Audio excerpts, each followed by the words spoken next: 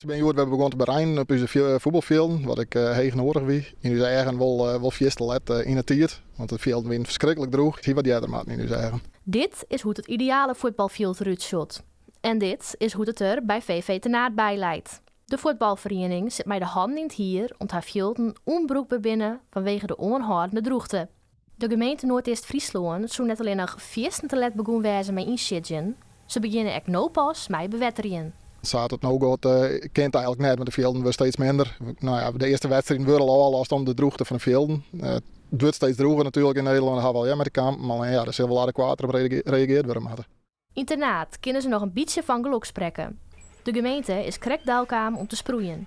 Maar er binnen nog tientallen velden in de gemeente die bij Delgien worden matten. Clubs moeten dus nog lang wachten en weten soms hier net wat zij ontdaan binnen. We hebben eigenlijk net van de gemeente die van je mooi wel op het veld of je mooi net op het veld. Maar we hebben eens een keer wat bijhoorn te voetballen en toen later dus zeggen we dus wel dat de shadow loslid en dan laat het er gewoon bovenop. Dat we de eigen beweging hebben zijn van jongens, wij gaan je net op trainen net, want dan wordt het herstel door het alleen maar langer. De meeste wedstrijden gaan deze weken of takken weken los.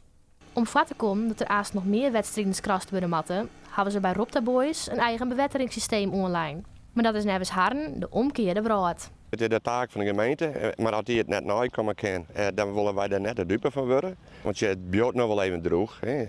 En dan heb je dus kans dat je dus 2 maanden net voetballen kan.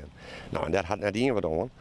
Dus het heeft in eigen hand om maar 2 weken hier fatsoenlijk het voetballen te kennen.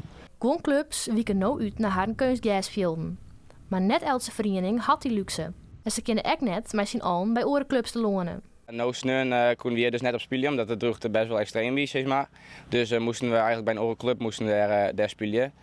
Maar ja, uiteindelijk was het natuurlijk wel op het normale veld spelen. Dat speelt het lekkerst. Dus ja, wel jammer. De persoon die bij de gemeente gaat over bewettering van de velden is op het stuit net beschikbaar.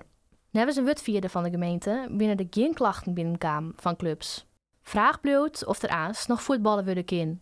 Van velden komt het sproeien mogelijk te let. Maar het wil echt wat gebeuren met het veld dat het kan. Ja, krijg ik wat de gemeente dwang wordt. Op een gegeven moment kan de gemeente zeggen we door de velden tegen om ze net helemaal te vernielen. Dat is al met sommige plakken gebeurt het al. Bijvoorbeeld Trienwouden hadden de velden al tegen op dit moment. Ja, dat is een afwachting. En ja, het liefst wil je natuurlijk voetballen, want we is de eerste helft maar we fit aan de competitie beginnen. Maar dat doe ik op dit moment nog geen antwoord op die aan eigenlijk.